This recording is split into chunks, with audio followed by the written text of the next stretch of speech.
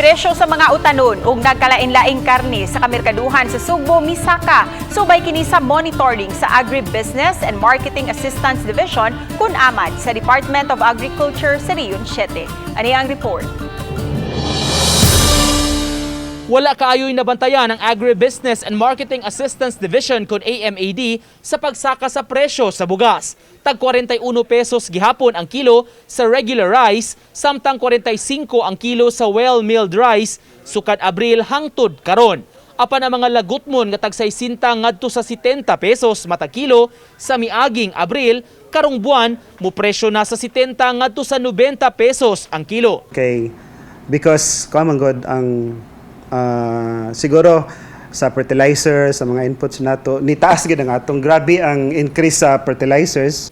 Gipasabot ni Director Wilberto Castillo, Regional Technical Director for Research and Regulations sa DA7, nga dili hinuon kaayo makapatuyang og pasaka sa presyo sa mga utanon tungod kay aduna may tanom sa mga utanon sa kabukiran sa Sugbo. Samtang misakasab ang presyo sa baboy itandi sa miaging buwan.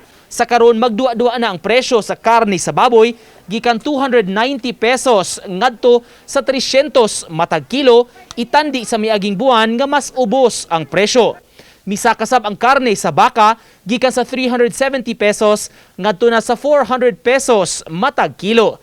Diri sa mga Lapu-Lapu market, wet market, Mandawi, nasa sa mga 300. Mas mahal ako sir sa Mandawi, Lapu-Lapu nga. So, mas mahal-mahal diri kay sa carbon. Wala naman kaya. Nabantayan sab sa Agribusiness and Marketing Assistance Division nga mas mahal og 5 ngadto sa 10% ang presyo sa karne sa merkado sa karbon itandi sa mga public market sa dakbayan sa Mandawi ug Lapu-Lapu.